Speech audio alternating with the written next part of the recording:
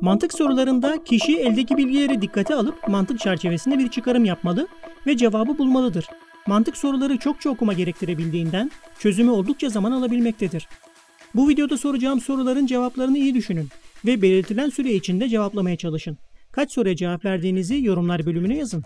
Her sorunun sonunda verdiğiniz cevaba göre zeka durumunuzu yorumlayacağım.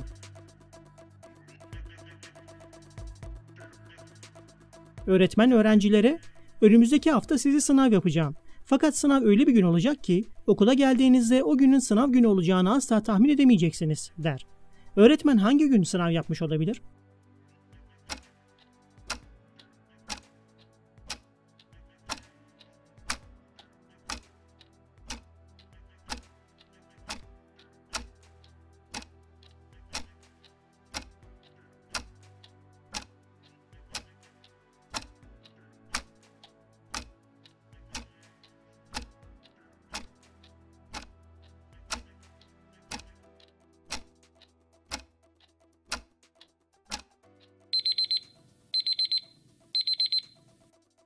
Her gün inceleyerek cevabı bulmaya çalışalım.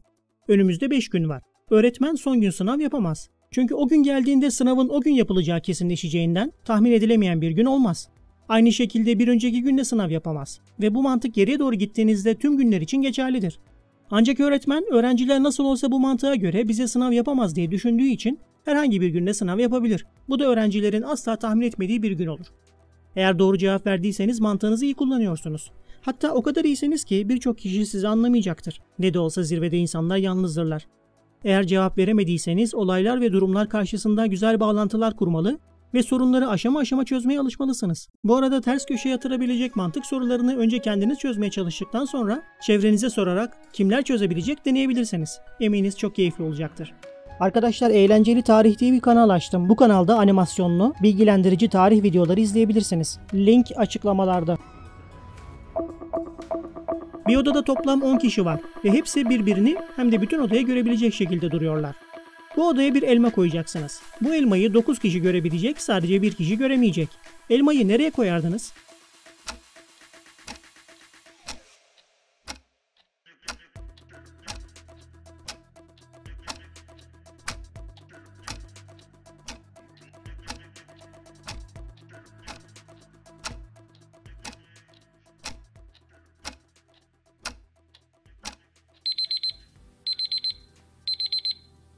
Bu bilmeceyi dinlerken muhtemelen hafızanızda bir canlandırma yapmaya çalıştınız.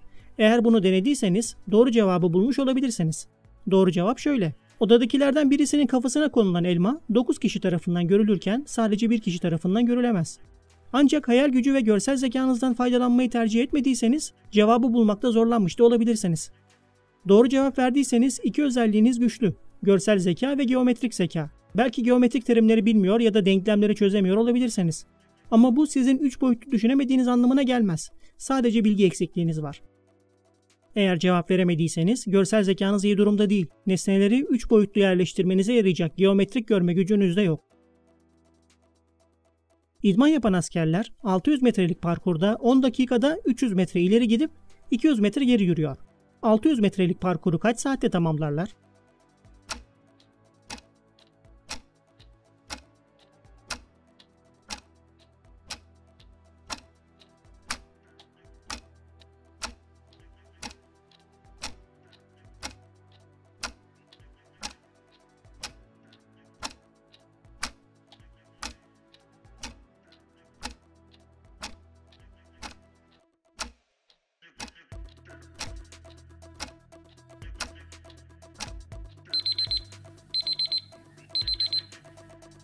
Cevap 60 dakika.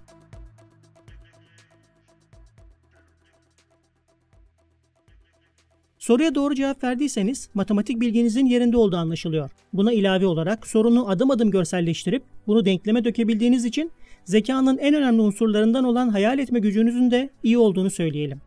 Eğer yanlış bir cevap verdiyseniz soruyu sadece ana hatlarıyla gördünüz ve inceliklerine inemediniz. Oysa bu tür soruları parçalara bölüp bölüm bölüm denkleme dönüştürebilmeniz gerekirdi. Daha çok gayret edin. Bu videoda bu kadar. Şimdi başka bir Her Şey Merak'tan videosu seçin ve izlemeye devam edin.